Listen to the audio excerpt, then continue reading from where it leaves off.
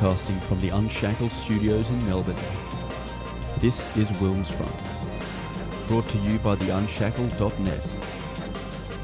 Now here's Tim Wilms.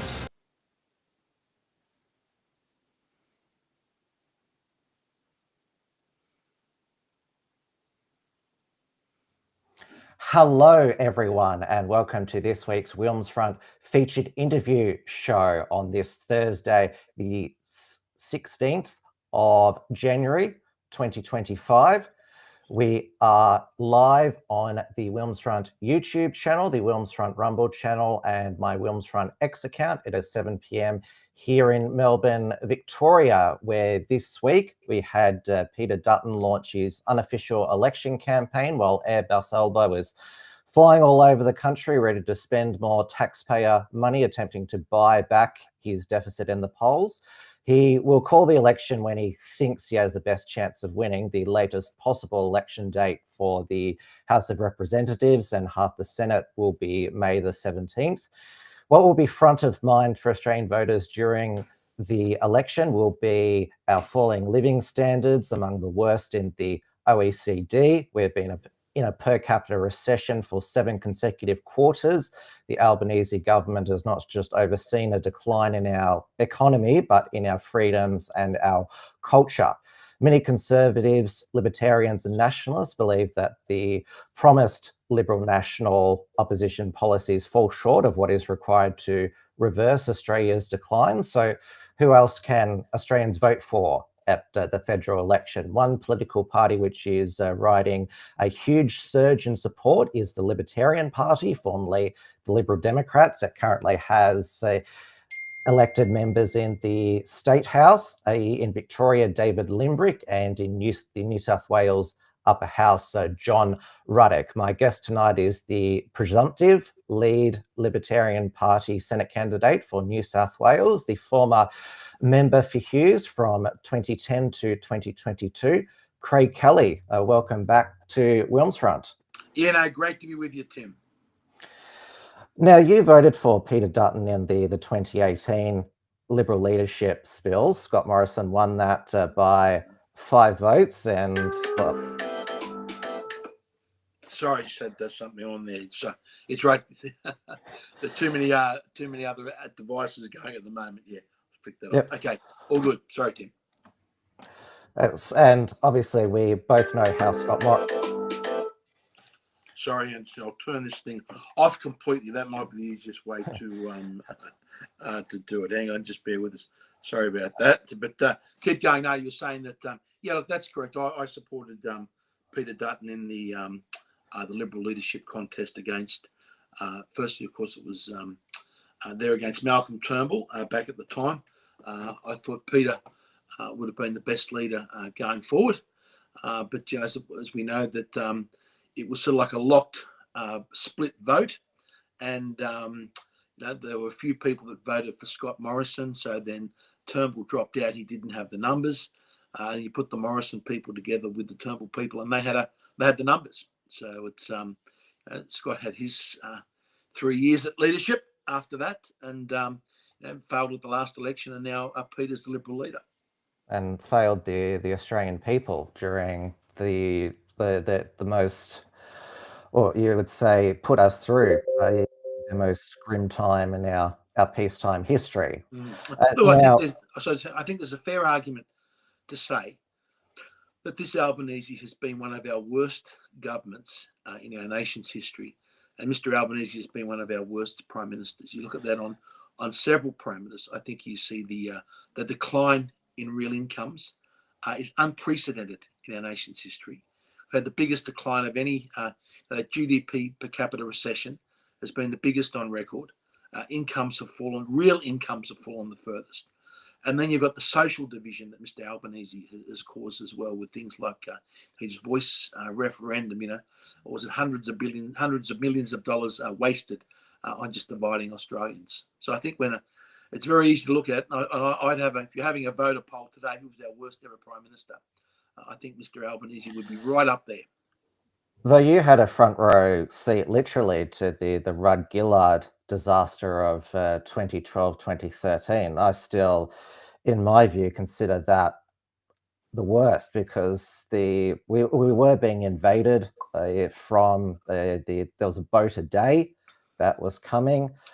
They made it obvious their climate, how much their climate policies would cost with the carbon tax, a bit more a bit more subtle these days with the hidden carbon tax. But I know it was a long time ago, but that was just chaotic. And Look, probably in terms of governance, you're right. That was a more chaotic period. I remember you had when Gillard won, she had to govern with basically Oakeshott and Windsor. That was it was like there was one vote in every single thing. It was a chaotic period. You had Rudd attacking her internally. At least Albanese's had no internal pressure from other Labor members to try and challenge him for the leadership. Gillard was up against that. So you saw absolutely complete dysfunction during the Gillard years. But I think when you look at the economic performance, as bad as the Rudd and Gillard were, I think Albanese's economic performance, that decline in real incomes, that is what really hurts Australians. The ability to, Australians not to be able to afford some of the necessities of life, the hardship that the people have been under, the increase in mortgage rates that we've seen. And I think the real damage when you compare has been that increase in property prices and the increase in rents. I think of all the great sins of the Albanese government, the worst has been the explosion that we've seen in property prices and rents, which has effectively priced an entire generation. If you live in Sydney, Melbourne, Brisbane, Perth, Adelaide, where if you're leaving in school today and you're looking about how am I ever going to own a house, you simply cannot earn enough income, even if you've got to get yourself a job of paying $200,000 or more to have a chance of saving for a deposit to buy a house, let alone paying off the mortgage. So he's basically destroyed the great Australian dream of home ownership in this country. So we now have an entire generation growing up in cities where they were born in that city, they lived in that city, they're educated in that city, no longer being able to afford to buy a property in that city. And I think out of all the things that the Albanese government, of all their crimes, I think that is the worst. I think that qualifies them for being worse than what the Gillard government has done. Well, you can certainly add that to the list. Have you seen that viral clip of Claire O'Neill, the new housing minister, saying, no, we don't want to see property prices decline. We want to see sustainable growth in housing prices. And this was on Triple J Hack. And the journalist there rightfully said, like, what are you talking about there? How are you going to make housing more affordable? That way, that of course buzzword sustainability. Well, there is something in that. It's a great sounding word, but what hasn't been sustainable is the number of migrants. And this is not to blame any migrant whatsoever. It's the gross number of migrants that have come into the country that the ABS data shows us is simply beyond the capacity of the country to build new homes. Now that is just a basic fact, right? Remember, when Albanese first got into office, right, in their very first budget, they estimated, and they put in the budget papers, it was about an annual net migration rate of around 235,000. Now that was still much higher than its average had been throughout the last 20, 30 years. It was still a very high rate of migration. They had 235,000 for both 2022, 2023 and 2023, 2024. Now, they more than doubled those numbers. So what they budgeted for and allocated, the numbers we now have blown out. The net numbers are like 980,000 odd. We've had the gross numbers were something like 1.4 million new migrants have come to the country over the past 2 years. 400,000 people have left. It's given us an increase of 1 million people. And that is beyond the capacity of the nation to build new houses. So it's like a game of, the old game of musical chairs. They used to, you stop the music and you take away a chair, and everyone fights for a chair. Well, that's what it's been for people trying to get a house, and that's artificially boosted up rents. it's artificially boosted up property prices. Now, there are some people who've done very well out of this, like people like Mr. Albanese that own multiple properties. They've done very well because they've seen the value of their investment properties go through the roof. They see the rental returns they're getting go through the roof. So there is, if you go through Canberra, most of the politicians in Canberra have greatly benefited from this huge increase in migration, which has led to the increase in property prices and rents. So it's no wonder you get people like Claire O'Neill going, "Oh no, we don't want to see any decline in property prices." What is the Libertarian Party's position on migration? Because I think it's not clear to a lot of Australians and as I mentioned in my introduction, conservatives, libertarians and nationalists, what is the Libertarian Party's specific migration policy? Okay, firstly, the gross number that we have is too many, right? We've had, as I said, 1.4 million people coming into the country over the last 2 years, 400,000 leaving, which is a net increase of 1 million people, right? That is above the nation's capacity to expand, to build the new infrastructure we need, the new housing, put greater pressure on public hospitals. And so that, we say that number is too high. Now, what should the number be? So the question is, what should the number be? And the question is, what is the mix, right? The libertarian view is that when people migrate to Australia, we should make sure that the beneficiaries of that migration are the Australian nation. So we should make sure we have very high standards for people migrating into the country with whatever educational or business skills that they can bring into the nation. Also what capital they can bring in to help create new employment, new industry. They are the two things that we have to look at. So it's one is reducing the gross number to actually, as I said, I don't like to use the word sustainable level, that we can keep up with the infrastructure and the new housing. And secondly, to make sure that the mix of the intake is highly balanced towards migrants that will actually make a real positive contribution to the economy. Over Christmas, there was quite the ex back and forth between ex-owner Elon Musk and Vivek Ramaswamy, who are going to be running in 4 days, or it's 5 days, I think we're a day ahead. DOGE, the Department of Government Efficiencies, over the H-1B visas, and Musk's position was, look, we should get the best from the world. A lot of MAGA people know this is going to shut out a lot of Americans from these jobs at depressed wages. We've had a similar program here for a number of years. I'm not sure if it's still called the 457 visas, but that has been used by businesses. Governments have had various categories in and out. So having a follow-up question is, how would it be determined that Australians wouldn't be missing out on employment opportunities, even if the bar is supposedly high? Okay, just a few things on Australians missing out on employment opportunities.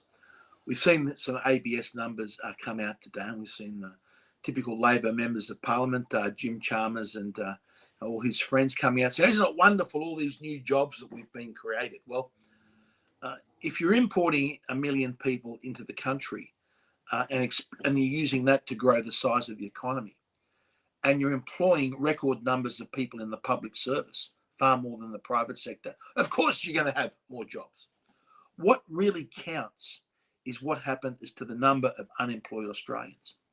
Now, I had a look at this data just a couple of hours earlier because the ABS numbers have come out today. When Labor came to office in June, I think Albanese was sworn in, his cabinet was sworn in the 31st of May in 2022. So if we take the number of unemployed Australians in June 2022, that was about 490 odd thousand, right? The last numbers come out today is there is over 600,000 people unemployed. So the number of Australians unemployed under this Labor government has increased from around 500,000 to over 600,000. There's an extra 100,000 people unemployed today in this country than there were when Labor took office. So all this record migration doesn't help. As you see, the number of unemployed Australians actually increased, and our real wages have declined, as has our GDP per capita. So we've got to make sure that, firstly, we are bringing migrants into the country that will actually boost GDP per capita, that will help lift real wages, that will not be competing for Australians. So many of these students come in for these jobs, and they're competing at the lower end of for the unskilled jobs, keeping the wages in those industries down. That's it has been a complete and utter disaster. That's why we look at our migration rates for people with high skills, and also making sure that when they come to the country, let them make some contribution to the country when they come in. As I said, we're lucky. We won the lottery of life when we were born as Australian citizens. We've got to make sure that it stays that way, and you just can't bring in this number of new migrants without the skills needed in the economy. That just makes everyone else. It just makes the decline of our living standards. And there's also the lack of integration, and certainly this hasn't been helped by the Albanese government constantly undermining our national identity. Like, you can hardly even see the flag in the press conferences. It's like they deliberately obscure it, so you only see the Aboriginal and Torres Strait Islander flags. I remember hearing Tony Abbott say that I was mocked for having like 10 Australian flags at my press conferences, but at least you could see them. Look, one thing that happened when I first became elected a member of Parliament, I used to love to go to the citizenship ceremonies, and that was where people have obtained officially their Australian citizenship, and there was basically a presentation where they went before the local mayor, and got their Australian citizenship certificate, and at those citizenship ceremonies, they've got 3 flags. They've got the Australian flag, they've got the which one we've called the Aboriginal flag with the rising sun, and then you've got this obscure Torres Strait Islander flag, which no one knows what it is or what it means for. And the reason they do that is to diminish the importance of the Australian flag. None of these new migrants come into the country and they're swearing in at their citizenship ceremonies, I'm swearing in to become an Australian, and they see 3 flags, and which nation I'm actually representing. I can't think of any other nation in the world that so prominently displays other flags next to its national flag. And you're right. This sort of degrades, the importance of all of us being Australians, all of us being united. Again, we'll see the attacks on Australia Day in the coming week. All the leftists will gear up to try and diminish our nation and try and look at things that divide us rather than unite us. And we want migrants to come into this country, be proud of Australia, to join us as Australians, and to all be one. So what's the saying? It's we are one, we are many. I think that song represents what a lot of us want Australia to be. It doesn't matter where you come from or what your background is. You're all proud of this country, and you all consider yourself Australian first and foremost. What I did really like about Peter Dutton's campaign launch here in Melbourne, where the Labor brand is on the nose, both state and federal. I mean, they're Tim Pallas, the outgoing Treasury, just constantly whacked a new tax. That was his solution to everything. But Peter Dutton, his central message, because we are leading up to Australia Day, is what I've termed MAPA, Make Australia Proud Again. And you're free to use that. I'd love that for that to catch on.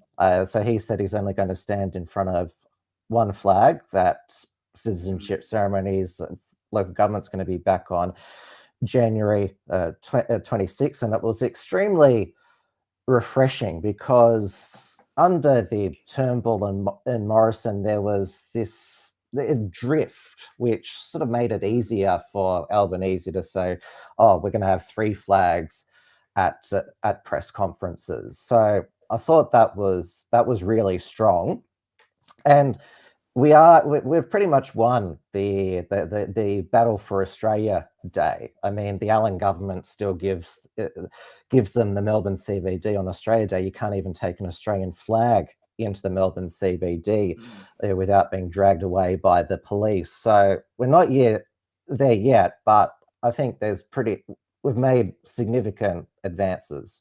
Oh, look, I think you're definitely right. I think the more this minority of these extremists, the more they try and attack Australia Day, I think it's actually counterproductive, because the average Aussie looks at it and goes, "Hang on a minute, I love my Australian nation, I love my Australia Day. You activists are going to come out and campaign against it. Well, I may not have got out the flag, but that's the one reason. I'm going to get the flag out on Australia Day. I'm going to hang it up outside my house and be proud of it." So you are right. We are winning.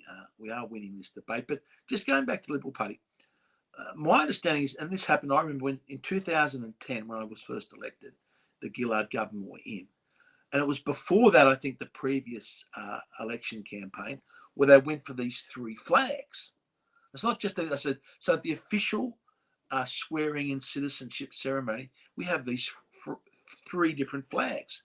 And as member of Parliament, so that's been there for much longer. Yeah, and now the Liberal government had a chance to deal with that when Tony Abbott won back in 2013. Remember, it was won in 2013, 2016, 2019. Right? They had a chance. Each of those governments had a chance to say, "Look, this is a ridiculous." At citizenship ceremonies, there'll be one flag. There'll be the Australian flag. And also, as members of Parliament, we'll continually giving like these flag packs of Torres Strait Islander flags, and the schools have contacted us and said, "Oh, we want an Aboriginal flag and Torres Strait Islander flag." And this is all being promoted through the government departments. The Liberals had three opportunities at the three last elections that they won to do something about this, and they did absolutely nothing about it. Now, I hope if Peter Dutton wins, he comes in and changes this policy. But my concern is we have all this talk about the Liberal Party before elections.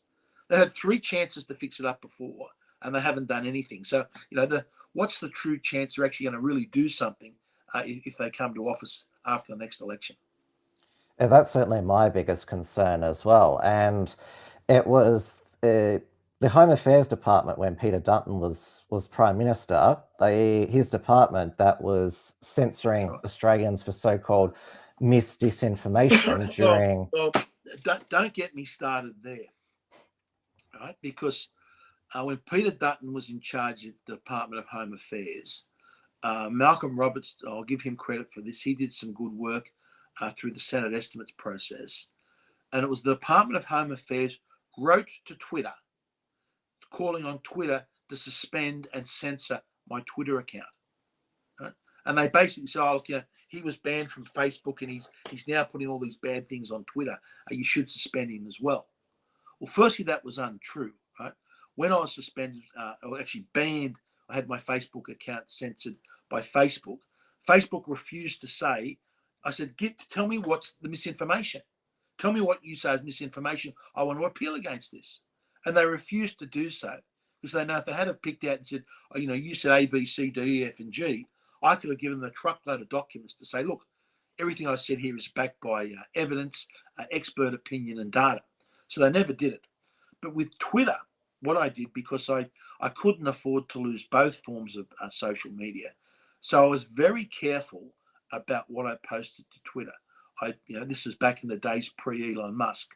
I was very careful what I posted, so I didn't breach any of the rules. I was self-censoring as a member of Parliament, censoring what I would actually put out on my social media and what I could say publicly through Twitter, because I didn't want the account to be suspended. And yet Peter Dutton's department at the Department of Home Affairs were contacting Twitter, demanding that Twitter take my account down. Now, you're back on, well, it's X now, and you've got a massive following there. You've got 163,000 followers. Now, we had Mark Zuckerberg, would have been a couple of weeks ago now, announced that he was going to be not just ending the the fact checking, but allowing more free speech. And obviously, another reason why the cultural tide is turning, including here in Australia, is because of Trump's victory. But Zuckerberg has said this is only going to be in the US only first. And even if it was rolled out to Australia, we know that Peter Dutton is not going to get rid of the e-safety commissioner, Julie Inman Grant, and she might not, she might contact, if you were restored, she might write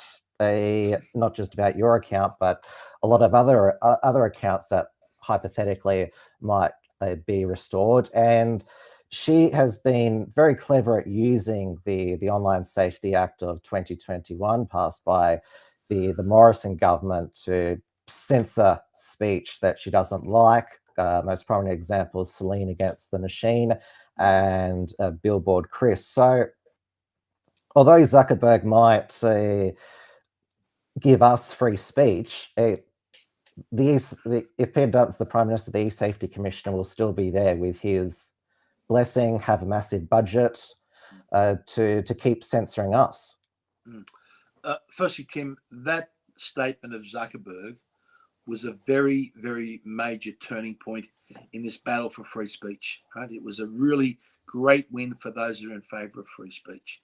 And I think the person to take credit for that is President Trump.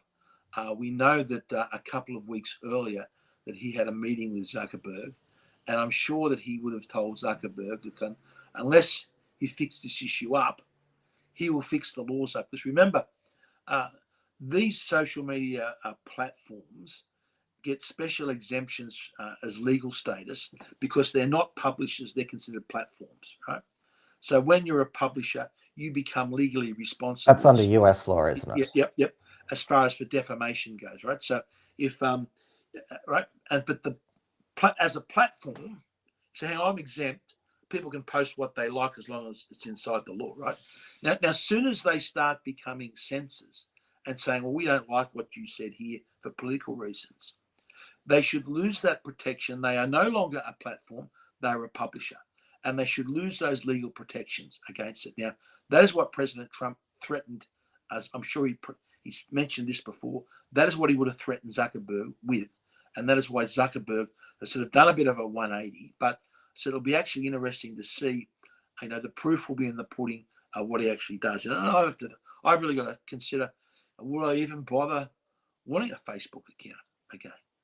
Do you really want to go and post stuff where you've got to think every time, well, if I say this, can I say this? Can I censor this? And remember, it was also that happened during the previous Parliament, right? If I wanted to stand up and give a speech in the Australian Parliament and I wanted to post it to my social media accounts, I had to think, can I say this? I had to think, if I say X, Y, and Z on the floor of the Australian Parliament, I can't post this one in my social media channels because these social media companies will censor the proceedings of the Australian Parliament. Now, this should have outraged everyone from all across the parties. The Parliament should have supremacy. You should be able to walk in there and say what you want, right? Obviously, and the only people that should hold you account is the electorate at the end of the day. That's why you were given parliamentary privilege. But to think that you've got to stand up in the federal parliament and you've got to, well, this is the speech I'm prepared to give, and you've got to take a red texter to it and start blacking stuff out of the speech that you want to give in parliament because of the social media, the regulations of these foreign social media companies. I said, no, everyone sort of said that's okay. And yesterday, Albanese's jumping up and down about foreign interference. That was the greatest foreign interference in the politics of Australia, to have foreign social media companies determining and ruling what could be said on the floor of the Australian Parliament. And no one said boo. Now, when it comes to the e-safety commissioner, I think, some of her statements and what we heard from Zuckerberg and the election of President Trump, I don't know how her position is even tenable. She's gone on these anti-Trump rages that she's gone on in some of her public speeches that she's gone on to, how she wants to censor everyone, all this disinformation that she talks about, which even Zuckerberg has now admitted was correct. I don't think her position is tenable with Trump as president, and what Zuckerberg said about how they're going to push back against countries that want to try and bring in all these censorship rules. And that's, I said, that is one policy that the Libertarians hopefully will be finalised very soon, will be announcing. I clearly believe, and I've changed my opinion on this over the years, that we need in our Australian Constitution a provision similar to the First Amendment of America that guarantees free speech in this country and prevents government interfering in free speech. We've shown, I thought in the past, look, we didn't need it. We're protected by common law. There wasn't really a problem. But I've changed my position. I think you can say the government has been shown you can trust them so little that we've got to make sure some of our basic fundamental rights are protected in our Constitution, so they're not liable to be changed by the whim of the government of the day. And I think the protection of free speech is something that should be there in our Constitution.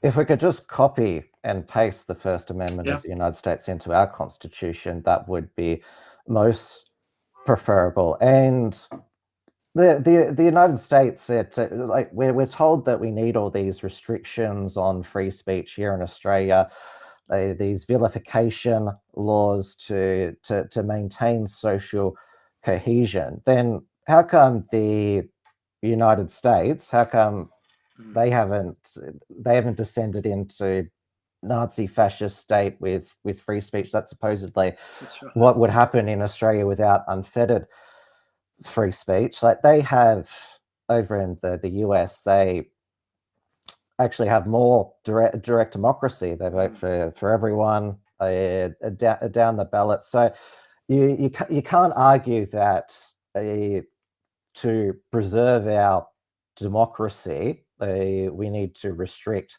free speech when we've got the US as a test case, which is almost 250 years old.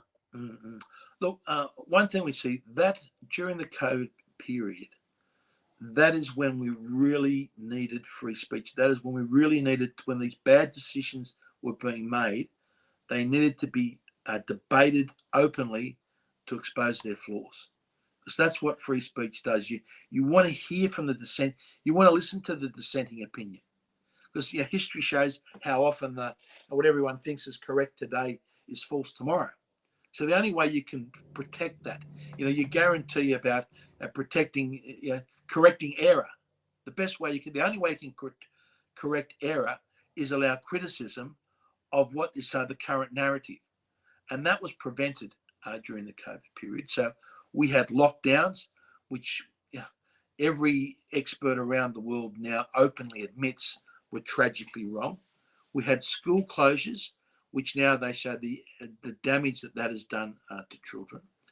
We've seen the censorship of the vaccine injuries. So we've had countless people. No, we even have to be careful we're on YouTube. They're owned by the Alphabet company. There we go. We still even have to censor ourselves. They haven't said, we're changing our free speech policies under Trump. So sorry, I understand that sort of thing. But what I'm saying is, lives were lost, and terrible mistakes were not only made, but went uncorrected for a lot longer than what normally would have happened, causing a lot more economic damage and harm to people because we weren't allowed free speech during that period. And then, as I said, to some extent, that still goes on today. The reason I mentioned that to you then, because I remember I nearly lost my YouTube channel. I was getting censored all the time simply for reporting. Like you mentioned Parliament, there was I think 2 and 4, it was either between John Skerritt of the TGR. I can't remember if it was Jared Rennick or Alex Antic talking about a vaccine injury death. He was disputing it. That got taken down, even though I was just playing a clip from Senate estimates, just reporting the news. On that, there was about half a dozen speeches that I gave in the federal parliament, right? Introducing proposed legislation. So introducing a bill to parliament, a private members bill. I post that to YouTube with nothing other, no introductory comments, right? Just so the video starts out the speaker saying, "I give the call to the member for Hughes," and ending with, "I thank the House." Right? That's it, direct from the parliamentary video. And YouTube decided, no, sorry, the Australian people can't hear that. Bang, censored. Now that should not be allowed. Anyone that says that should be allowed to happen. Now, we had a lot of the greenies and the lefties all cheering, right? Imagine if it was the reverse. Imagine if you had someone else takes over from Elon Musk that is more to the conservative right than Elon Musk, and he decides he's going to censor the proceedings of the Australian Parliament for any green left-wing nonsense he hears. Could you imagine the outcry and the screaming? If you're going to protect freedom of speech, you've got to protect the views that you disagree with, not just the views that you agree with. And unfortunately, that's what has happened so much on the left side of politics. It's, oh yes, we're all for freedom of speech, but only if it agrees with us.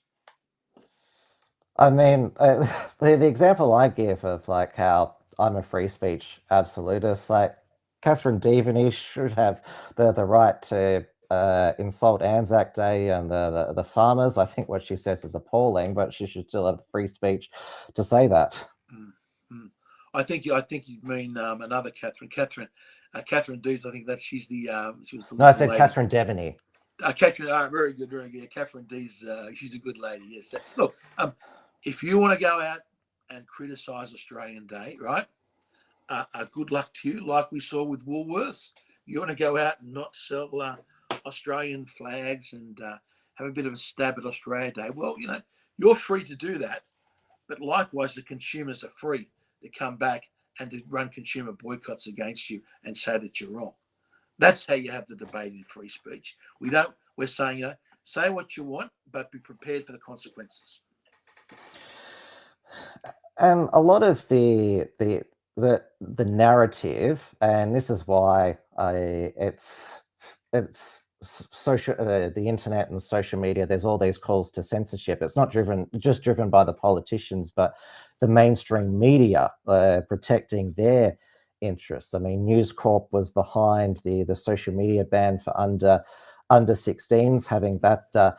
And it was interesting that the IPA's Australia Day poll, the biggest jump in support for Australia Day was 18 to 24-year-olds, 42 to 52%. I wonder if Anthony Albanese was saying, oh no, we're losing the Zoomers to the Brogue podcast. This is why we need it. But the network, you used to be a regular on Sky News Australia. You've pointed out that although they've changed their tune now about a lot of COVID, like I remember not just Sherry Markson, but Danica DiGiorgio, she was berating Gladys Berejiklian, why aren't you doing a stronger lockdown? And News Corp had a vaccine mandate. It's been great to see you, John Ruddock and Ross Cameron on the actual free speech network, ADH TV, which is becoming Newsmax Australia. So they can't keep the alternate voices down. Mm-hmm. Look, you're right. Everyone was on. There were Rowan Dean was one, but I think he was one of the only ones on Sky, and they went through great censorship. They were basically told what they could and couldn't say during that COVID period. I had like a black ban against my name, because what actually happened there was there was about remember all the lefties kept on attacking what was being said on Sky News. So Facebook went through and YouTube went through. They went back, I think it was through like a couple of months worth of the videos that Sky News had posted. They found 7 of them that they said breached their rules. They violated their censorship rules and their free speech rules. Said, you can't say this, right? They then took those 7 videos down. They gave Sky News a week's ban from obtaining any revenue. And Sky News's business model is based upon they get more revenue from their YouTube channel and from their Facebook than they do from actually getting subscriptions from consumers. So all of a sudden they've had their main source of revenue has been cut off because what they were saying in the public debate with elected members of parliament was cut off. So they had no other alternative. So I'm sorry, look, we can't risk a month. Which is why they sacked Alan Jones, and that's we why can't risk a month ban. So sorry, Craig, you can no longer come on. Now, people talk about foreign influence in the media, and people go about, like Rudd's obsessed, all these lefties obsessed with Murdoch, right? So here was Sky News, owned by the Murdoch Group, being told by YouTube, owned by Google, what they could actually put to air. So yes, media concentration is a concern, but don't tell me that the Murdoch empire is so-called this, controlling it all, when you had a clear example of Google through YouTube dictating to Murdoch what he could say on his network channels. And he just basically folded. Yeah, we had they're a commercial enterprise, and the commercial pressures applied. Now this is why everything that we are doing at the moment, the government's gone down on this misinformation. You're heading in the wrong. The regulation we should be looking at putting into place is greater protections of free speech, rather than having more censorship. Like the safety commissioner should be there. As I said, you'd abandon the place, rip it up. Right? The entire e-safety commission. Their job firstly should be to protect children. That should be their number one job. That was the original purpose. Yes, to protect kids from all the pedophiles we've got out there, the shocking extent of pedophilia all throughout society. Protect kids from that, right? And to protect people from being scammed. And the third job should have been done to protect free speech. So I think we should have a law in this country and around the world, and I hope it could start with President Trump, that if you can say something lawfully in the old town, as you could in the old town square, right, it should be unlawful for a social media platform to censor it. Just imagine a society where in the old, you're going back before the internet days, where you had the old town square was the meeting place, right? And someone rocked up at that town square and they started speaking ideas that some people didn't like. And they tackled that person off their soapbox, pulled them down, gagged them, put them in a police van and drove them away. Right? That is exactly what is happening today on our social media platforms. They're the modern day town square. And they are coming in, pushing people off the soapbox, gagging them and sending them to a gulag where they can't speak. Now, that's why the direction of the laws we're having are going in a complete opposite direction. I hope Trump doesn't let up with what he says. And I hope he brings something like that into America to guarantee the free speech of Americans and then spread that throughout the rest of the world. Well, the rate that our federal and state parliaments are passing anti-free speech laws, like I'm now conscious about whenever I wave to somebody in case it's misconstrued as a Nazi salute. That's just how ridiculous things are getting. And the libertarians, you've got to be careful how you stretch your arms, Tim. That's right. Yes. Yes. Yeah, the libertarians held a free speech rally in September last year in New South Wales, and the week after in Victoria. The Victorian free speech rally one-upped use. Did a smoking ceremony of the disinformation bill. It was chainsawed. Yes, that's the other person we haven't mentioned.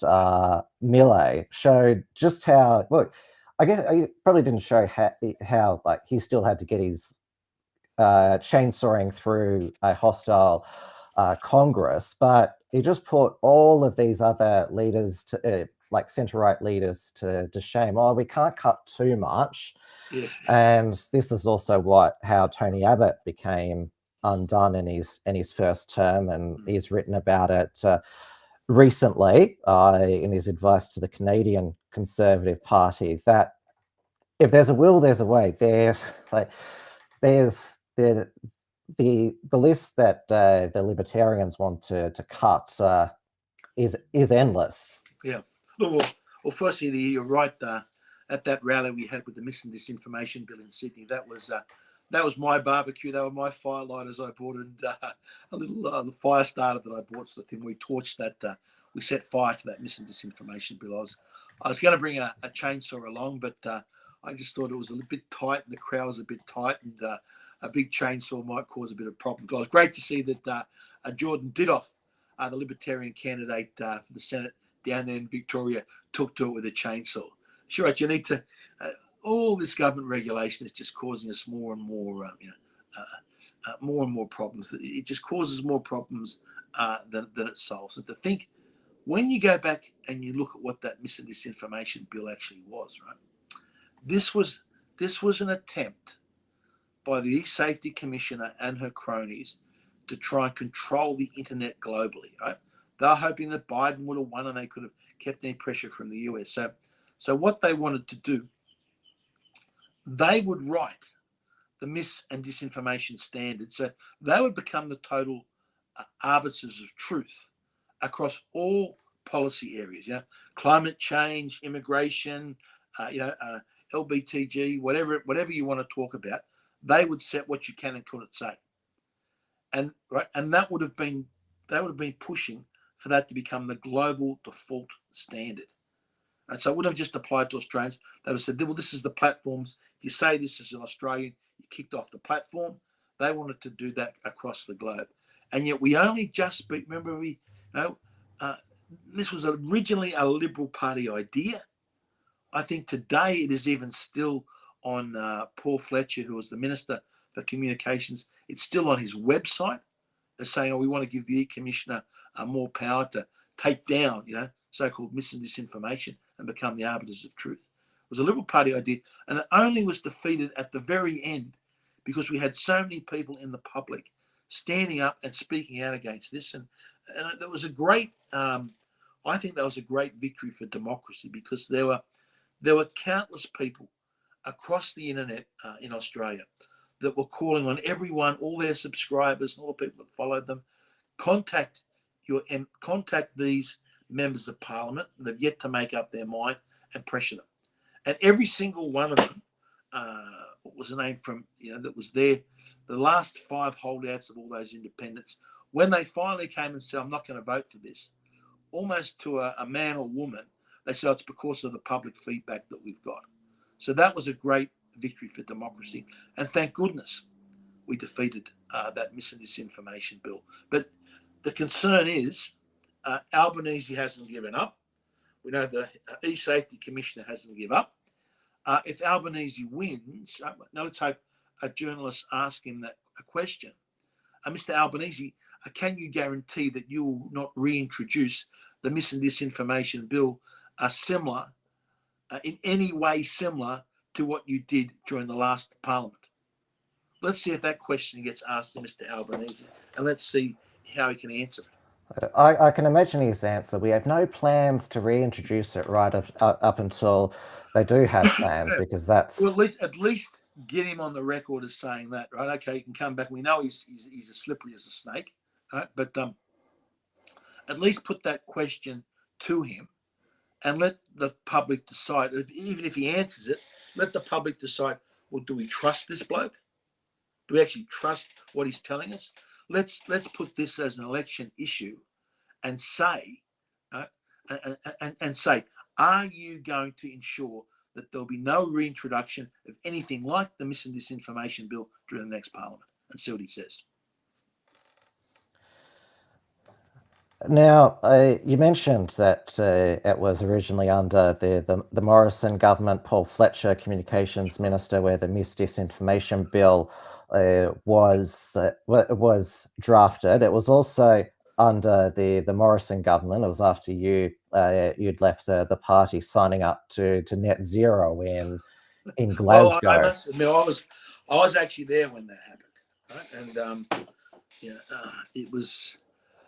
One day, I remember we went to the 2019 election opposing net zero. Right? That was the Liberal Party's policy. So I went out and vote for Craig Kelly and the Liberal Party in my seat of Hughes. because we're against net zero, right? One day, I think Scott Morrison went over to one of the Glasgow or somewhere, right? Turns up in the party room, and all of a sudden, we're signed up to net zero.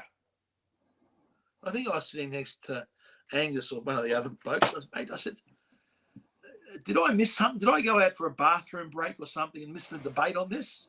Right? It was just all of a sudden changed, and everyone was meant to toe the line and go along with this absolute rubbish of net zero. Now, I fought against it when we had the Turnbull's, remember his NEG, the National Energy Guarantee. It sounded like some sort of money-back guarantee. Those with a bit of a memory might remember that was Turnbull's great energy policy, this absolute insane policy that would have prevented any more coal-fired power stations coming to the market. Just the modelling on it was just complete and utter nonsense. Well, luckily, as I was, I think I was one of the chief advocates of ensuring that was defeated, because that would have been highly detrimental, to Australia. And it was the same with Paris, the Paris Agreement. Again, we went to, under Tony Abbott in 2013, scrap the carbon tax. Right? Tony turns up to the party room meeting one time and says, "Oh, we've agreed to the Paris target of was it 22 to 25 to 27? I can't remember the exact numbers, reductions in emissions." And I go, where was the debate on this in the party room? There was no debate whatsoever. And I asked Tony after he lost leadership, I said, "Tony, mate," I said, "how the bloody hell did you allow that to become the policy?" He said, "Oh, he says, Julie Bishop and Pine, and they're all pressuring Turnbull. They were all pressuring me to do it, and I wanted to try and run a consultative cabinet, and they were all pressuring me to do it. So, the thing is, every time you gave in to them, they saw that as a weakness, that they're going to come after you harder later." And we've got to take and now we've got at least got a bit of air cover with what Trump is going to do, right? We need to be bold in this country and say this net zero policy is a complete and utter nonsense, right? It will not reduce global emissions. All it will do is transfer emissions from Australia to China and be a wealth transfer out of this country to the Chinese Communist Party. And we are not going to go along with it. So, okay, if we want to, how about we match China with whatever emissions reductions they have? Like China is sending rockets to the moon. So surely, this idea that China's, well, they're still a developing country. So if they're sending rockets to the moon, right, and they're building all this new weaponry, advanced, sophisticated weaponry, and aircraft carriers and military jets, well, surely we should say, well, hang on a minute. We're not going to unilaterally disarm our economy by closing down our coal-fired power stations when China's building them by the hundreds. How about we go along and we'll match China's emissions, and then we can all, and that might actually do something on a global scale. We've got to be brave enough to say that, to put our country first, instead of bowing down to all these, World Economic Forum ideology and policy that is just damaging Australia and enriching China. And contributing to our higher costs of living. That's right. And listen, remember, did you get your $275 electricity discount on your electricity bill? They throw some subsidy to sort of, that lasts a few months, but it's still. I might just quickly touch on that, what they've done. Right? They went to the last election with a complete and utter lie that they're going to reduce electricity prices by $275 because renewables are cheaper, as they keep on telling us, right? We'd had some of the largest, before that, increases in electricity prices since the Rudd government came into power and put a lot of these policies and wound them up and increased the cost of electricity in this nation, right? It is simple. Wherever you look around the world, the more intermittent generation that you put into the grid, the higher the prices go. Everywhere that happens. So that's exactly what has happened in Australia. It was going to happen. As we close our coal-fired power stations down, that simply means the price of electricity goes up. Now, Albanese lied to the Australian people before the last election. And when they were caught out lying and they wanted to get around it. So what they've done is actually borrowed money, put money on the national credit card to give everyone a rebate, right? To try and hide the damage that they've done. Now, that can't go on forever. Firstly, that rebate has got to come off, and that will see electricity prices surge again like they never have before in this country. So we're going to be left with higher electricity prices and we're going to have to pay back the rebate that we've all gotten because that's all come from borrowed money. So we've got to pay the interest until we pay it all back. It has been a disastrous policy from Chris Bowen. And I said, well, you talk about Albanese being the worst minister in Australia, worst prime minister. I'll tell you, Chris Bowen is the worst minister in any portfolio since Federation. Oh, I certainly agree with that. And, well, he helps cost Bill Shorten the 2019 election with his tax increases. So he basically ruins everything. He's been a senior Labor minister, since Rudd's days. The immigration minister failed at that. That's right. He was the worst immigration minister. He was small business minister. He was competition minister. He's failed. Remember, he was shadow health minister during COVID. Every ministerial position he's had, either in government or in shadow position, he's been an absolute unmitigated disaster on, and yet they're still appointing this bloke. And look, you watch me. He's you notice he's fled, he's run away from Twitter. He's closed his Twitter account. Yes, going to Blue Sky, which that's where all the pedophiles are. Look, instead of I love it when people on my Twitter account come on and want to have a crack at me, right? Because I repost what they said and say, okay, come on. If you say that I've said things that are misinformation, I says, tell me exactly what I said. Tell me why you believe it's misinformation and back it up with some data or evidence, right? And I've done that 20, 30 times to people who've had a crack at us, and not once has any of them been able to do that. You've got to use that to engage with people that disagree with you and bring them out and say, okay, let's have a debate with you. And they run and hide. Yeah. And now Chris Bowen, I must admit, when you look through some of the comments on his Twitter feed, he's getting like 99% critical comments on his Twitter feed because the bloke is talking rubbish. He's been caught out. Just, look, the electricity, the way our electricity system is, it is a complicated system, right? It took me years, I reckon about 5 years of studying it to try and get my head around it, how it actually works, where you've got how the grid works, all the constraints with the grid, how you've got different grids in, how you've got effectively separate state grids and how they're joined up with interconnectors and the limitations of the interconnectors, and then how the generators come on board and how you ramp up and different things and costing and the intermittent sources of generation. And then there's the market about how it's priced, all this artificial market that's been created to price electricity. It really is truly, it took me 5 years to get my head around it. And I went on a trip. So I went to one trip up to Japan to study how they were doing things with their electricity grids. I've been to Taiwan to inspect their nuclear plant facilities. We did a trip to Germany to look at the disastrous policies that and we'll see the disaster that's caused in Germany. What have they got with their energy and they're closing down their nuclear power stations. I went to the New York Energy Commission, looked at the California Energy Commission. So I've spent a lot of time studying this, and you can see that a bloke like Bowen comes into the portfolio. He just hasn't got a clue. Doesn't know what he's talking about. He's driven by, he believes it. Like, I think he worships the climate god Gaia. As I say, the prophecies of Greta.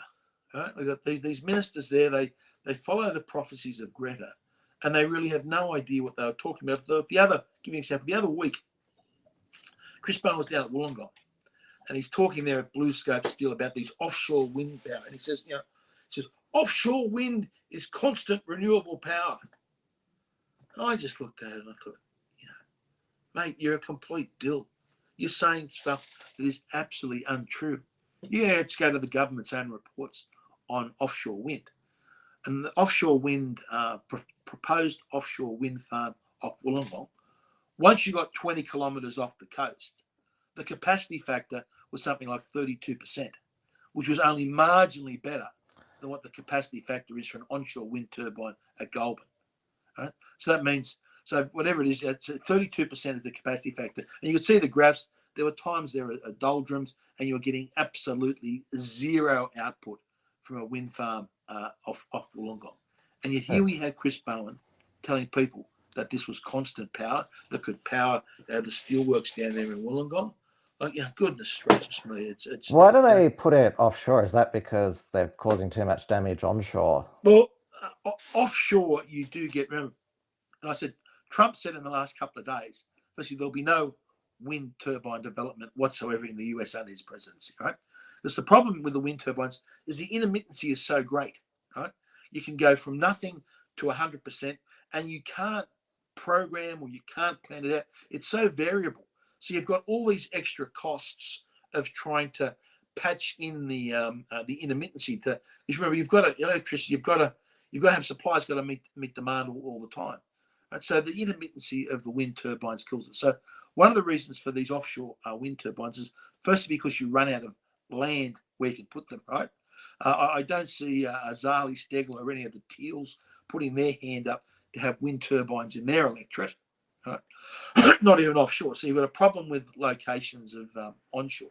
And you can see the devastation. See up in Queensland, the beautiful Queensland native forests up there all being bulldozed over, and the koalas being clubbed on the head that they're getting in the way to build these wind turbines. They say, oh, yes, we're protecting the environment. But the offshores have a slightly higher capacity. But the thing you have to remember about offshore wind, most of the places that they put these offshore wind turbines, the depth of the water is about 40 metres deep.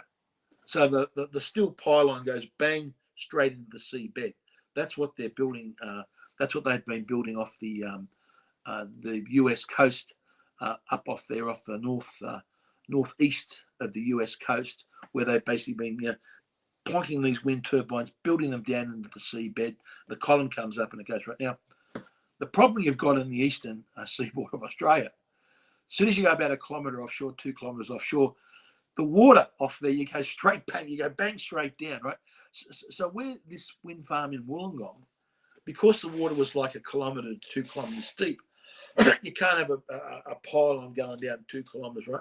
So the idea was that to have, just imagine, a wind turbine the size of Sydney Tower, suspended to a pontoon, right, attached to a pontoon, floating off the south coast, suspended to the seabed with cables. Okay. Anyone that passed Lego in kindergarten realises what a complete nonsense that would be and how it's completely uneconomic. And is it any wonder these firms are all pulling out of the offshore wind because it's just uneconomic and too expensive to do it, unless they can be guaranteed hundreds of millions of dollars or billions of dollars in subsidies. These things are not going to be built. So I am confident with a little bit of common sense that we're going to protect their water. And I think they're in the middle of a whale migration zone. So you can imagine you've got hundreds of these wind turbines floating on the ocean, and you've got all these cables going down to the seabed, and then you've got the cables catching ropes and nets and fishing sort of thing. And the whales are meant to sort of like, navigate their way through this mess. It was an ecological disaster. Well, it's apparently okay because it's to fight climate change. And you've explained the complex cabling. They've quoted rewiring the nation, Bowen at $20 billion. And the rest. That's look. The biggest cost, you've got a couple of big costs, which is not. They go, solar and wind are the cheapest. Well, you just can't look at the generation cost, right? You got to look at the total system cost, and you've got to back up its intermittency. Now, so first you've got to run cables all over the place, right? You've got to run, which is a bit like what's snowy hydro, just to get the cabling to make that work. This is Snowy 2.0, the giant white elephant, right? Remember, still not finished, right? Well, if it may never be, right, and it should be. The pin should have been pulled. We should cut our losses on that project, right? It's just going to be an economic disaster. It's if you look at the sums that they've done, it just look the whole thing. It's a financial disaster in the making, and every day it gets worse. But let's just assume Snowy Hydro gets built, right? There's still another $5 or $6 billion to spend for that one project alone to connect it to the grid, because you don't have the capacity in the transmission wires at the moment to get the electricity out of the additional electricity. And so you've got the Snowy project at the moment. You've got cables for that. But if you try and put Snowy 2.0 in there, right, the cables can't handle the extra electricity. So we're looking at about $5 to $6 billion in extra cost just on the transmission lines. Now, this is the thing. That doesn't get paid for by the project. That gets paid for by electricity consumers. Because they built, the company that owns the wires build the wires, and they get a guaranteed return on it. And Snowy Hydro get effectively ride free on that additional cost. It is, look. But the CSIRO still claims that nuclear is more expensive. And first of all, you don't need to rewire the nation for that. Yeah, that's right. Yeah, but look, but the real cost, which they haven't calculated in none of these, is asking how much will the battery backup cost to get us through one night during the winter time? Right now, remember, in winter, solar goes to sleep at about 4 o'clock in the afternoon, right? And it doesn't wake up again until about 8 o'clock in the morning. So you've got you've got 16 hours where you're going to have zero output from your solar panels, right? So the only generation you're going to have is from the wind. Now, there are many nights through winter where you get the wind turbines working at 1, 2, 3, 4%, 5% capacity. So if you've got no coal and you've got no gas, if you've got no fossil fuels, you back it up with batteries. So you've got to back it up. So you've got during the winter's nights, you need about 16 gigawatts on average through the night. So you've got 16 gigawatts for 16 hours to get you through just one night. Now, the current cost of batteries, that's around about at least $200 billion there to get you through one night backup. And the thing is, one night ain't enough because you've got to get ready. You've got to get those batteries recharged and ready to go for the next night. Because when 8 o'clock comes around, you can't guarantee that the solar panels are all of a sudden going to ramp up and the wind's going to blow.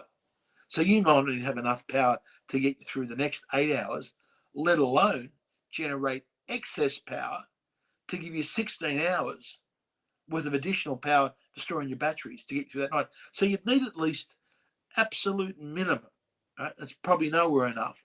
You'd need this 3 nights of backup power. You're getting close to $600 billion in these batteries. It would make us such a poor nation. It would make electricity so prohibitively expensive and uncompetitive in this nation. It would destroy us economically. And this is the path that we're heading down. This is what net zero means. And meanwhile, what you've got China rolling out hundreds of coal-fired power stations. And it is hundreds. If you look at the data from even the official Chinese data of what they've got, they've currently got something like what's the number? It's something like 200 gigawatts of coal-fired power stations under construction today. Now, 200 gigawatts by itself doesn't mean much, but remember, we've got 20 gigawatts left. So our entire Australian fleet of coal-fired power stations is 20 gigawatts. We're going to close that down and think we're going to save the world over the next 10, 15, 20 years. But just at the moment, over the next couple of years, China's got 200 gigawatts under construction. So they're going to build 10 times more what we're planning to close down.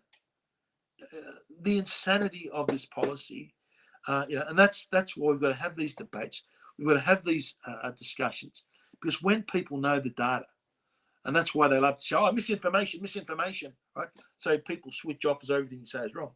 We've got to have these debates, we've got to have these discussions, we've got to put this data and these facts on the table so people understand the economic suicide direction that our country's being taken. And this is why the next election is so important. And so I mentioned you're the presumptive New South Wales Libertarian lead Senate candidate for New South Wales. Yeah, look, I think my libertarian values have long been on display in my parliamentary office. I had a great picture up of, I think, one of the most important pictures of world history. It's a picture of Boris Yeltsin. And the story is that it's Boris Yeltsin visiting the US, I think it was 1989. And he was there, and he was on a joint Soviet mission where the Soviets and the Americans were doing some joint space programs. And this is Yeltsin's first trip to the USA. He's an up-and-coming member of the Politburo, and he's told how bad the US is and how great Soviet economic planning is and how it provides for all the people. And so on his last day, he went to a supermarket to buy from vodka. It's a true story. It's written in his memoirs and written by his things. And he said he just picked the supermarket at random, so he knew it couldn't be like set up or something, right? So he walked into the supermarket, and there's a picture of him there, and he's got his hands up in the air, and he's just looking at dismay about all the food and the produce and the variety of goods that was available to the average American. And that shows you, that is true libertarianism, because it shows you that when you get government out of the way, when you get central planning out of the way, you get much more efficient outcomes. And that's what that was about. So I've always considered myself a bit of a true libertarian. So I was very pleased to join the Libertarian Party. They have a system where you've got, it's a true democratic party, unlike the other parties that are authoritarian and run by all these factions that are going on.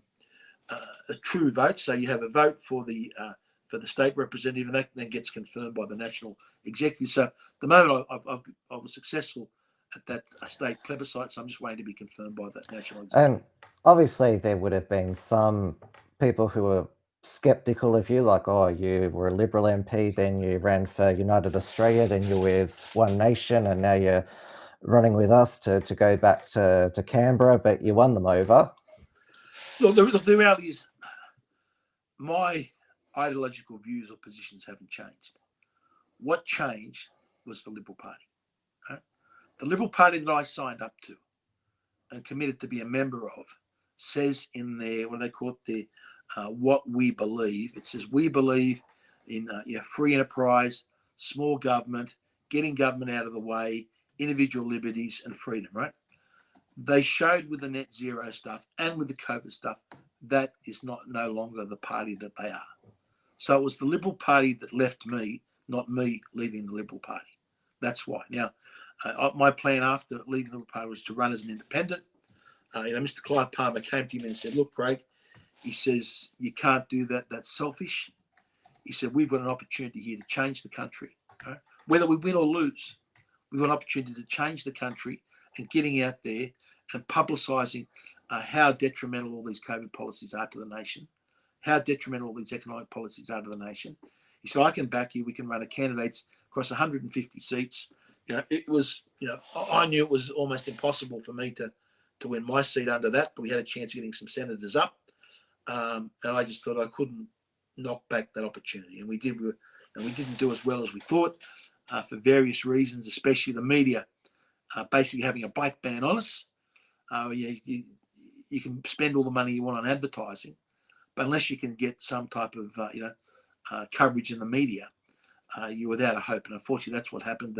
The media gave us a black ban. In fact, I think the only interview I had on the ABC during the whole election campaign of any ABC outlet anywhere in the country was when one of our candidates gave away free hats at a market stall, and they said he was targeting ethnic minorities with giving away free hats because they didn't know what the word freedom meant. And I said, Virginia, I said, tell me today, in multicultural Australia, through looking at someone, do I target non-speaking English people, right? I could go up to someone that is of Chinese heritage, and for all I know, they could be an English literature professor. So that is the only time we could get any publicity on any discussion on the ABC when they attacked us. Like even the Australian, we spent plenty of money advertising in the Australian, and they did a hit job on us.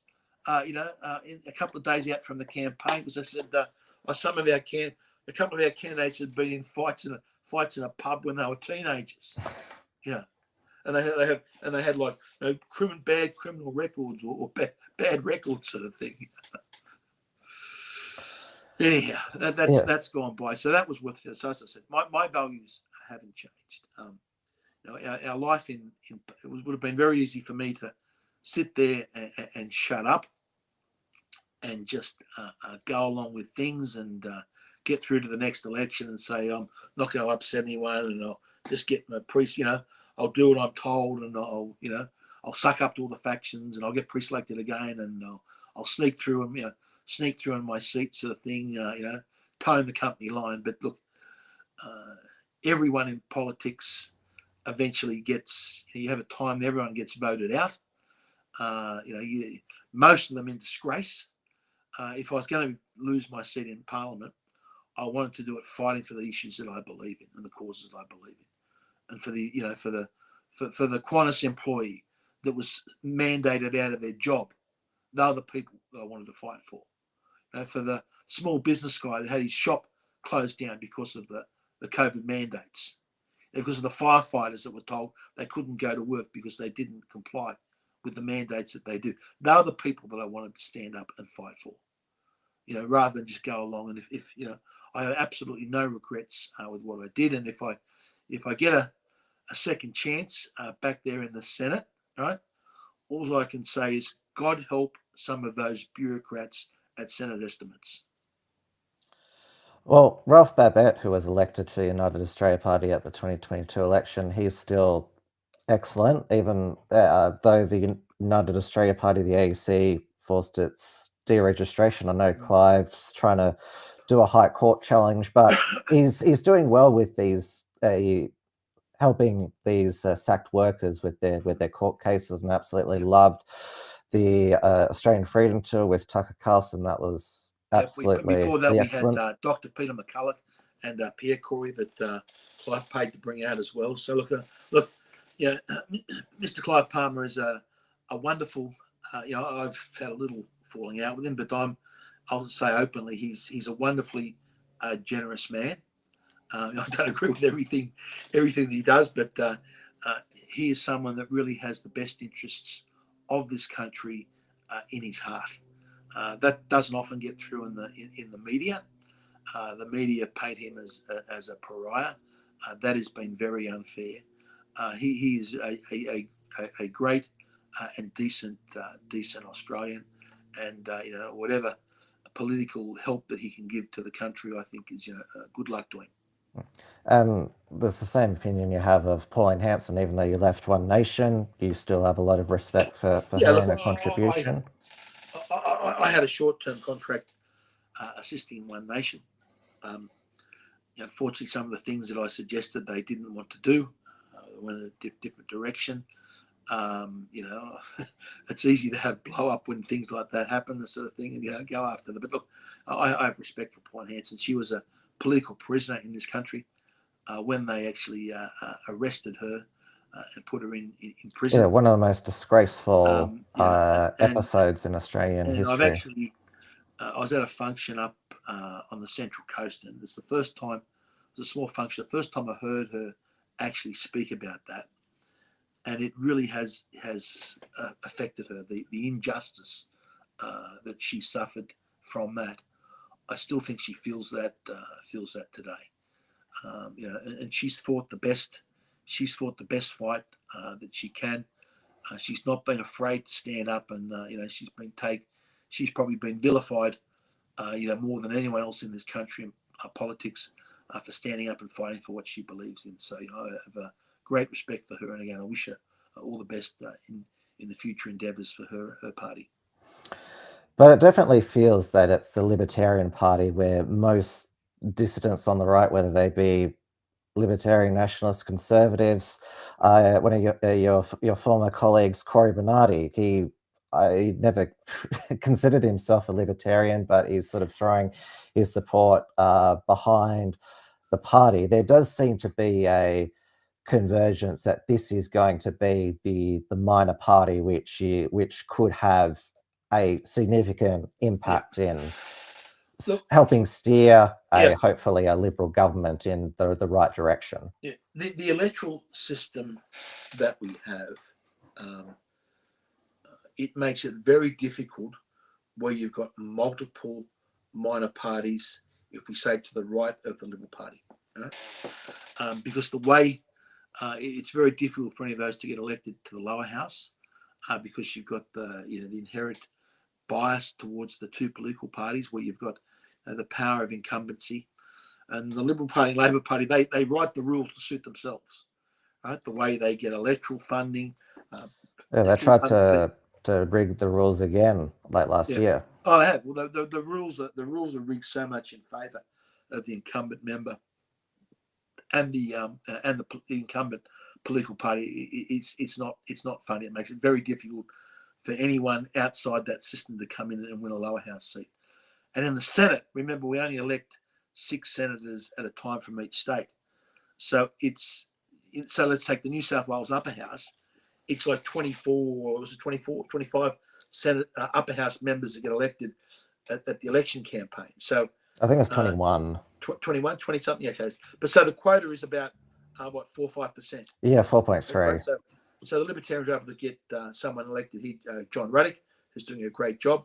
He was elected on about 3.5% at the state election. But in the federal election, it's 14 and I think 14.4 or something. Yeah, 14.33. Something like that. Yeah. So it makes it very hard if you've got all these minor parties up against each other. Because what we found that happens is that they split the vote and the preferences don't flow in the upper house, perhaps like they do. Because the upper house, it's not compulsory to number every square. So what we found happen, people might say, okay, oh yes, I like the last night. I like the Libertarian. Yes, I'm favourable to the Libertarians. I'm favourable to the UAP. I'm favourable to One Nation. I like the Shooters and Fishers. There's the Freedom Party out of Victoria. I like these guys. So you've got all these different parties that they like, and they would go, okay, let's put the Libertarians 1 or whatever was the Liberal Democrats back then 1, and then I'll put my old party. Right? So what happens? The Liberal Democrats get knocked out, and instead of that preference flowing through to the other minor parties, a lot of it leaks back to the Liberals or the major parties. It's the same with all of them. So splitting that vote actually makes it very difficult and very detrimental. So ultimately, we're going to have a merger, a consolidation of these parties, because it's not in anyone's interest to keep running these different minor parties. I tried as much as I could, a little bit before the last election, after the last election, to come up with a recipe that we could see some of these parties merge together. Unfortunately, didn't get the first base on any of that. But I tried with some different ideas and formulas how it could have worked. And unfortunately, there were too many people with some vested interests involved in it that didn't want to let go of the little power base.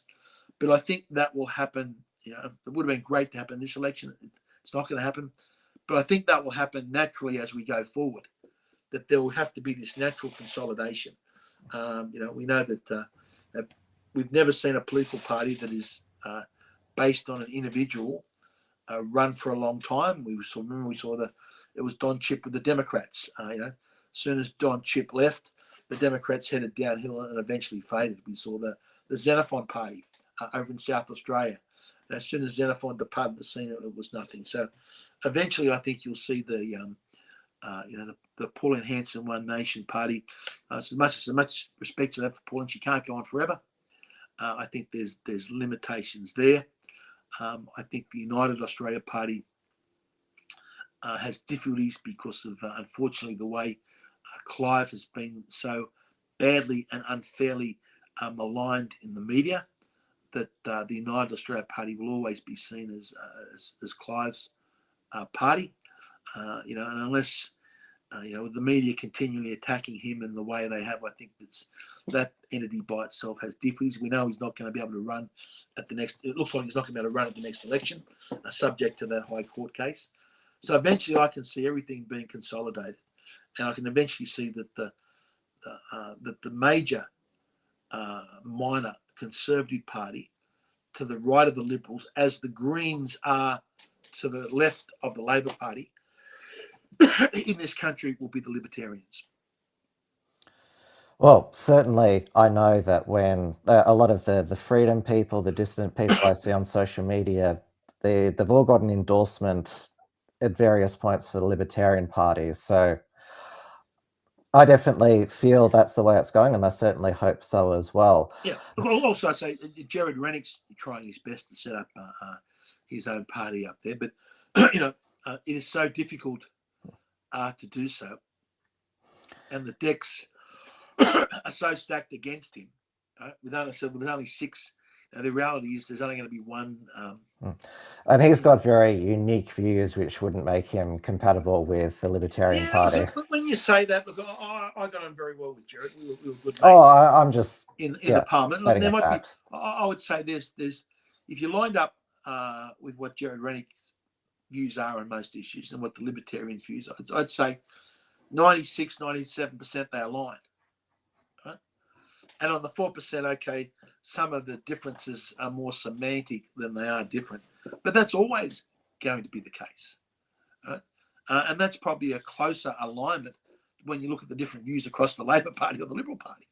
So you certainly don't want to be in a political party where everyone agrees 100% with everything, right? You want people in that particular party to say, you know what, Craig, I think that idea you've got about cars or whatever, or passports or whatever it is, or this or that, I think it's wrong. And here's an alternate view. What's the great saying that John Mill say? You want to hear the alternate side of the argument because it strengthens, it makes you think, and it helps you sharpen your spear, right? Where there might be some weaknesses or flaws in how you can argue your case better. And there's also the occasion where you actually are wrong and the dissenting view is correct. So you always want to have those dissenting views in a political party because that's important for debate and important to get the best policy overall. As long as, when Mr. Albanese calls the federal election, we don't know, then you're all united fighting to get those Senate seats. Yeah, well, I'm sure we will be. And this is one thing the Labor Party have a Stalinist, authoritarian plan. So if you vote, if you speak against Labor Party policy across the floor, you're excommunicated from the party. We've seen that. That's it, done. Seen that in you're automatically disendorsed, and you're automatically cast out, cast out of the village sort of thing, right? And remember, all these Labor Party, they need to be inside the village, right? Because we know they're useless completely useless at adding any value in the free market. So after the politics, they want some government appointment or some government job somewhere. So they've got to make sure that they're always towing the line. Well, thank you so much for your time tonight, Craig. Seems like the humidity is getting to us both. So I am enjoying. Yes, I should just turn the fan on here, sort of thing. So I know you're down. Well, we had some huge storms here, in Sydney on the coast, all the way up and down the coast here yesterday, sort of thing. But the rainfall was well needed. So. Yeah, we've had some quite humid weather here in Melbourne, but I am enjoying that it's a warm summer. It's not anything out of the ordinary. Albanese is trying to jump on the climate, saying the LA fires are due to. I know over time, but just something on these LA fires, right? I think the real problem is that you've got these. One of the things that these global warming alarmists pitch is that the climate was always safe and stable. It's only all these terrible things we've done to it that have made the climate unstable and unsafe, right? Because we've used fossil fuels right now. What that does, that then hides all these climate disasters of the past that the world has experienced. Right? Now, if you look at the history of LA, the way they constructed that place and the potential of what they call the Santa Ana winds coming in from the desert, blowing at 100 k's an hour, blowing through blowing up the slopes, sort of thing, right? It was a bonfire waiting to happen. But if you look at the history of these fires throughout the LA, they should have known that. They should have known the place was a bonfire waiting to happen. They should have known the history shows it's just a matter of time until it all goes up in smoke again. And therefore you have the building standards and where people build and you have all these provisions in place knowing that it's going to happen because you learn from the past. But we have how many kids in this country know what the greatest climatic disaster was in this country. Okay? It was what the cyclone up in in northern Queensland, the turn of the last century. How many know the biggest floods in this country was in the 1700s down in Gundagai, the worst death of floods, right? The kids are not taught this. They're taught that the climate was all safe and stable in the past. So we don't learn how actually dangerous the climate can be tomorrow. And we're not making the provisions to put in place to mitigate the effects. We think we can stop it all by putting solar panels on our roofs and building wind turbines will stop the bad weather. Obviously you know much more. You've studied Australia's climate, and you do your homework on everything. Me learning more about Australia's climate, I'm just like, the way that our ancestors were able to make this place work. Okay. I'll give you a couple of quick examples. Hottest day in New South Wales. What year? Right? We've had all these 50, 60 years of global warming. So we must have had a hottest day. Right? The hottest day in New South Wales, according to the Bureau of Meteorology, was 1939. Right? January 1939. Wilcannia, 122 degrees. Right now, the Bureau of Meteorology tried to hide that. Right? They put out. Oh yes, I know all about They their. went brochures a couple of years. It was only I called them out in Parliament, called them out in the media, that they went and changed all those brochures and put in, oh yes, because 122 is 50 degrees. That they put, yes, they admit there was a 50-degree day, right? But there's another great story that the real hottest day was 125 degrees back in Burke in 1909. And you read how the Bureau... This is Celsius, not Fahrenheit. Fahrenheit. Oh, okay. Celsius. Fahrenheit. So 125 Fahrenheit, which I think is 51.7 degrees Celsius, right? That is the hottest officially accorded temperature at official Bureau of, back then it was the Weather Bureau, at official site, by an official temperature reader, using a proper Stevenson screen. It all been tested and rated, right? And the Bureau say, oh, no, the person doing it made a mistake. They were too stupid to write the correct temperature down for that time, And you read all the anecdotal evidence of the massive heat waves of the past, right? Because they can't admit that we had all this hot weather that was much, much hotter in the past than it was today. It definitely feels like it's cooler. When I was a child, like I'm 35 years old, I remember 40-degree days at primary school. That's how I know that it hasn't really been that hot. Yep. And also for Sydney, remember where they measure the official temperatures today, right? They've moved the location of the Stevenson screen, which is that white livered box where the thermometers are located. They've moved it around, and it actually records up to a couple of degrees hotter, right? Because of the location that they put it, right? So you've got these, again, the hottest day in Sydney was 1939, but you've got that record being changed because of the relocation of the Stevenson screen. Plus, you've also got the urban heat island effect. Like you look at Sydney back in 1939, there was all low-rise buildings.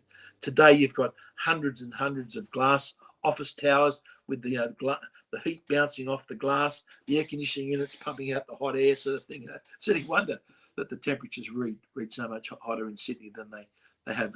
So the increase that you see, it's not a climatic change increase. It's an increase in the change of the urban environment around the Stevenson screen.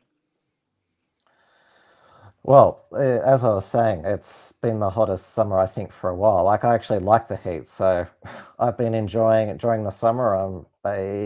Certainly, I get much colder during winter, so I like it here in Australia, the heat, and so I think that we live in a hot country, and you can. Yes. Yeah. Well, what's that? There's read anyone that's interested, read Tench Watkins' diaries, right, from the 1700s. Right? And he writes in great. So he was one of the Marines on the first fleet that came out, right? And he writes about. He does a whole chapter in his book about the climate of Australia in like 1790 sort of thing, right? And they actually brought out with them from England. They had some thermometer that they brought out from England. They were meant to, and that was Dawes. That was after Dawes Point here in Sydney. He was given the job of setting up like effectively a bureau, a weather station all under shade, and he records the great heat of the 1790s, right? Which is hotter. It was hotter if you look at the records. It was hotter back in the 1790s than it's been this year. Well, if you want to hear more of these excellent facts by Craig Kelly, subscribe to his YouTube channel and follow his X account, because, as I said before, you do all of your homework. You've got all the facts and figures in front of you. Unfortunately, on our side of politics, you've got to argue with the facts and the data, right? The left side of politics argue with emotion and hysteria, and unfortunately, sometimes when when people do base their politics on emotion and hysteria, even the facts and the data, they're impervious to, right? But on our side of the fence, we've got to make sure that all our arguments are based on reason, logic, and backed by the evidence and the data. Exactly. Thank you so much, so much for your time tonight, Craig. Thanks. Sorry, I've gone a little bit over time, but yeah, that's okay. It's like I said, it's all been you're full of facts. Up and you got me firing, Tim. So I hope to come back on. All the questions that I had, I should have known that you'd have a lot to say. Yeah. Thanks again, Tim. Thank you, and look forward to seeing you on the campaign trail again. Absolutely, we've got to fight. We've got to fight and try and make the main thing. We've got to make the public aware of what is being done. We've got to just debate this in facts, science, and evidence. And so I know we're going over time, but one of the big policy issues that I see that's going to awaken people is what the Labor government are doing on this new so-called car emission standards. I've done a couple of videos about that. You've got something up there on the screen. Yeah, right? The official infrastructure website. What they're saying there, just what this vehicle standards means, right? That is complete and utter bullshit, right? What's the first line there? I can't. My eyes don't go that far, but it says what a new vehicle means for Australians. And there's something under there. It makes it cheaper. Save you money at the Bowser, give you more choice of new cars that are fuel efficient, lower zero emissions, reduce. Just first on that, if you're charging an electric car, yes, you are saving money at the Bowser because you're not using the Bowser. Right? The question is, are you saving money on running the car? And the answer is no. Right? Because even if you compare, maybe the electricity is marginally cheaper than the petrol, right? And that's only because the petrol has a 50-cent fuel excise embedded in the price, which is a government tax, and then you pay the GST on top of that. So every time you go and fill up, 55 cents is government tax that you are not paying when you use electricity, which is meant to be a fuel excise. So it's not a fair comparison. But what it doesn't look at, you've got the higher costs of purchasing an electric car. You've got the higher insurance costs, right? The insurance companies are whacked because of the difficulty in repairing these electric cars. Have whacked the insurance premiums up on these electric cars. Studies are showing at least 50% dearer to insure an equivalent electric car, right? Then you've got the higher depreciation costs on these cars. So these electric cars are actually much more expensive to run. So that first statement there from the government is an absolute furphy, a complete lie. And what they are doing, this new taxation system, it is very complicated how it works. That basically, Australia's top-selling car is the Ford Ranger. Right? In 3 years' time, the tax, or say tax, penalty, fine, call it what you like, that will be payable by Ford Motor Company for every one of those cars they sell will be something like $13,000. And the only way they can do that is to pass that cost onto the motorists. So we're going to see fines and taxes and penalties on Australia's top-selling cars in 3 years' time of $10,000 up to $20,000. Now, a lot of people, Aussies, they love their motor cars, they love their motor vehicles, but they're not very switched on politics.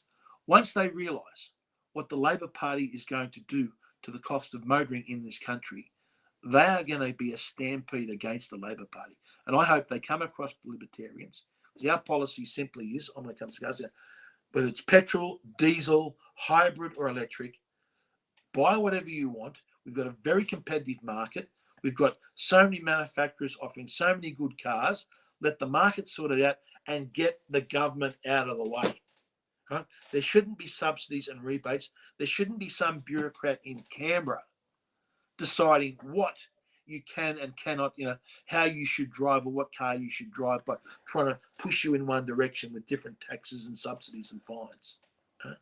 Get the government out of the way and let Australians pick the car that they think is best for their unique circumstances, because everyone has different circumstances. If you live in the city, maybe an electric car might be great. If you live out in up in Mount Isa or somewhere, or Alice Springs, an electric car is ridiculous. You want you want the biggest, dirtiest four-wheel drive with a huge bull bar on the front if you're going to drive places. Right? Whether you're transporting kids around the place, everyone's need is different depending upon their needs and their ability to pay. Let the government out of the way and let people decide for themselves. That's the Libertarian policy. Now you're going to get me fired up about all of the excises and taxes. They sneak the passport increase fee. Happy New Year. Jim Chalmers increases everything again and thinks that we don't notice. It's going to go up again, the price of a beer at the pub. For a passport, the highest passport cost in the world. So if you say, look, you want to go with your wife, your partner, let's go for a trip to Fiji. We need our passports renewed. $820 just for the government to let you out of the country for a couple. Oh, right? This is a tax on the movement of Australians outside their country. This is something you would expect from some socialist regime that don't want their people. Well, look at during COVID, didn't even let you leave the country. Don't go back on there. But the fundamental principle should be, and again, this is the policy we hopefully can announce to Libertarians shortly, right? A passport should not cost 1 cent more than it costs to produce for you, right? Now, if in Singapore a passport is like $70, right? The United Arab Emirates is like $25. And this is for 10 years. Yeah. And places like Spain are like $50, $60 equivalent of Australia, right? There's no way that little blue book that you get should cost more than $100 to produce. It's just revenue raising. Right? It's complete revenue raising. And Scott Morrison started it when he was treasurer. But you shouldn't be taxing Australians to leave their country. Right? I said, remember, the North Korea, you can't leave your country. The barriers are up there altogether. The old Eastern Bloc countries, they wouldn't let you leave. They built a wall up to keep you in, right?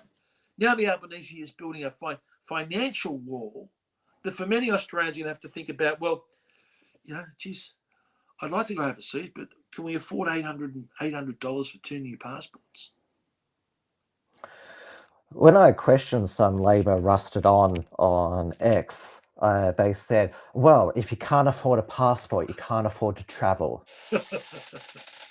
That was their response. You can bet your bottom dollar that he's in some government job and the government would subsidise their own passport, right? Remember, all politicians get special. When I was a member of Parliament, because you have a diplomatic passport, you have a green diplomatic passport sort of thing, So you're not concerned about the cost of the average Australian should have, This is the mentality of, shows you the typical mentality of these people, right?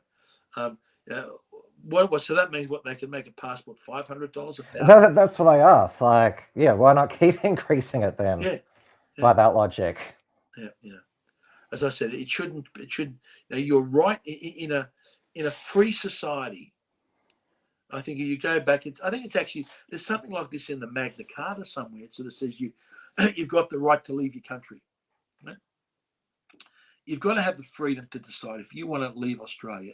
You should be free to do so without the government interfering. And when the government want to slug you, what is effectively the cost of the passport, and anything above that is a tax, right? So they're slugging you with a tax which has no relationship to anything else.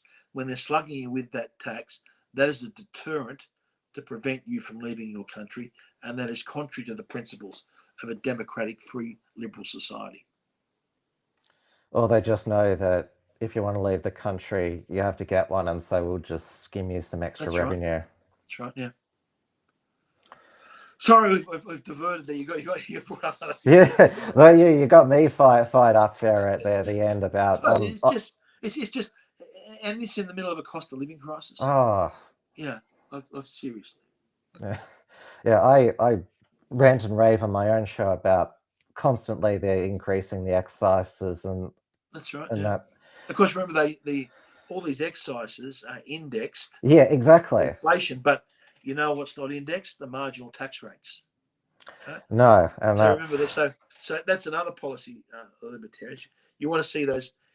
If you're going to have, we want higher taxes. You should index those marginal tax rates. So when you get a pay rise, an inflation-adjusted pay rise, that's not pushing you into a higher tax bracket and sucking out, taxing you more. So this is what we've got this game that both the Labor and Liberal Party play, is that they say, we have the stage 3 tax cuts. You say, look, they weren't tax cuts at all. All they were doing was giving you an adjustment for what they were ripping you off because you were pushed into a higher marginal tax rate as inflation went up. So it's always on the revenue side. They'll index all these excises so the revenue goes up, but where they have to actually be fair on your marginal tax rate, they don't index it. Well, this is where, and we're going to open up another policy can of worms, the Libertarian proposal for a flat tax, very low flat tax, because you don't need to raise as much. Well, that's what, look at the weight. So I said, I spent 12 years in Canberra, and the waste of money down there is just incredible. Right? I went into the first thing you go in your office there in Canberra, and all the desks that they've got, right? And this is not so much. This is I've got 2 desks or 3 desks in the office for staff in Canberra, right? They've got a button, an electronic button that you press, and there's a motor in the desk that raises the desk up like this so you can stand up, right? You don't have a handle where you crank the handle to roll it up and down. No. They have to have in Canberra one where you actually just push the button. So now these desks cost thousands and thousands of dollars. You can get them now for under $1,000. Those ones. Yeah, and I remember even they said there was some tender for new chairs or something like. Just the standard chairs they've around in Canberra were like $4,000 or something like. The waste. And having worked in the private sector, if most people in the private sector knew the wastes and the excess and the extravagance of the spending in Canberra, they would be rioting in the streets. Like you go to thousands of small businesses around the country, they're all, you go to the desk and I need this, it's the cheapest desk they can get with a little bit of vinyl on top, and the drawers might be an old shoebox to put some pens and pencils in, sort of thing. I said, if they truly knew the extravagance of this country and the waste and bureaucracy that's going on, which is only growing all the time. And look at all the recent wage and salary increases has all been in massive increases in the number of bureaucrats throughout the place. People would be that upset that as I said, there'd be riots in the streets. Oh well, the Victorians, as I mentioned at the start, are at the end of their tether with just. Well, I don't know how you poor people in Victoria, what Daniel Andrews and the Labor Party have done to Victoria is a crime, and I don't know if it's ever going to be recoverable. The mess that he's put into that place, the excessive spending, the wasteful, politicised projects, the massive, billions of dollars worth of debt that he's run up, the corruption of the institutions with political appointments through there. I don't know if it's actually ever recoverable. If you're looking at every economic indicator, where Victorians used to be the richest state, they're now the cellar dwellers on every economic indicator. Well, I think it's finally the Victorians are at the end of their tether. I mean, I wish that had been the case when he locked us down, longest lockdown in the world, but better late than never. I've been coming to Melbourne for the last 45 years of my life. I made regular trips down to Melbourne, and I can always remember how bustling that inner city area was, sort of thing, from the Parliament all the way down there. But the last couple of times I've been down there, you can almost smell the air of despair through the place. Swanston Street, like where the main tram Yes. thoroughfare is, that's still pretty busy. But if you go, say, like down King or Elizabeth Street, particularly on a weekend, absolutely dead. Cafes are shut. They're only open because if any workers show up, that's the only reason they open. It's just, you slip out of that sort of main Swanston Street. And I think people probably think Melbourne is that, speaks is a slow burn. Probably don't notice it much, but Sydney side is when we go to Melbourne, like once a year, and we walk around the city and say, "Geez, this place has fallen apart, isn't it?" Because we can see the distinct, difference from year to year. Sydney, there's people everywhere at all times of the night. People playing basketball in the parks at 10 o'clock at night. We would have problems here too in Sydney with some of the, they closed you can't go to pubs and things, and they closed access to pubs. We're not the 24-hour city that we should be, especially in a lot of these tourist areas. And again, that is government interference in the marketplace, right? If you got government out and you got government regulation out, there's so many of these, especially in these tourist areas, that should be operating 24 hours a day, that should have very vibrant nightlife, that doesn't. Because you go and you've got government interference and penalty rates, which acts not as yes, we're for overtime. If someone works odd hours, they should be paid higher. But remember, a penalty rate is a penalty provision on that employment because they don't want the person to work, right? It's like when they say if you park here, it's you got to pay a penalty. Well, they don't want you to park there, right? That's what these penalty rates are doing. They're making it uneconomic for any of these places to stay open, so they're closing. So the workers are going. Well, you've reminded me our congestion tax in Melbourne CBD has gone up again. Going without employment. The businesses are closing, and Sydney's a less vibrant city at night time than what it should be. We're a land of so much potential. We just need government to just get out of the way. Well, that's one thing I found. There's a great phrase that someone read to me, that most of the time the government, there's this perceived problem, right? And often it's perceived, right? And you come up with some type of, sort of like leftist government intervention solution to the problem that's meant to fix the problem or address the problem, right? You generally find that there's at least one or two unintended consequences that cause more of a problem than the initial problem they were starting to solve. That's what you see with policy after policy after policy. The policy that they put in place causes a greater problem than the problem they were trying to fix in the first place. Exactly. Tim, I'll leave it with you there. We're getting close to the... Yeah, we planned to go just for an hour, but like you said, I got you fired up and then you got me fired up. And I think it's look, the state of our country is you should be fired up. We should be the richest. Now, with the mineral resources that we have, our isolation away from the major trouble spots of the world, we should be the most prosperous, richest country in the world. But we've unfortunately had such bad politicians, such bad decision making, such great undue interference in let's get the government out of the way. Let our greatest asset are our people to use their entrepreneurial spirit to create the wealth that we need. That's the best way to look after those that are less fortunate than what they are. But all this government interference is driving our country into the dirt. It is making us a poor, impoverished nation. And worst of all, it is selling our wealth out to the communist Chinese. The last 2 decades, we have seen a massive wealth transfer out of this country to the communist Chinese. And every single policy setting of net zero transfers wealth from Australia to communist China. Every single one. You think about it. Solar panels, wind turbines, where are they all made? Communist China. This policy to push electric cars. Who's the beneficiary? Communist China. Everything we do in this area rewards the communist Chinese and penalises our nation. We've got to reverse it, and the best way to do it, we've got to get out there and talk as much as we can, and just put the facts and the data and the information on the table, and hopefully enough Australians will vote, this Labor mob and these Greens mob out of office.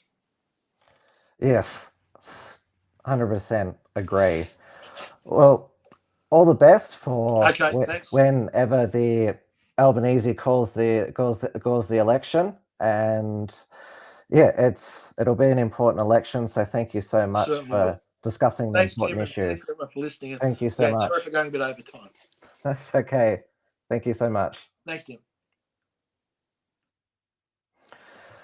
All right, everybody, that is WilmsFront for another week. As I was saying with Craig, we did go a bit overboard with the time, but there is so much to cover, and of course, Craig he does his homework. He's got the facts and figures, and so there's a lot for him to say and put the facts and the data on the table.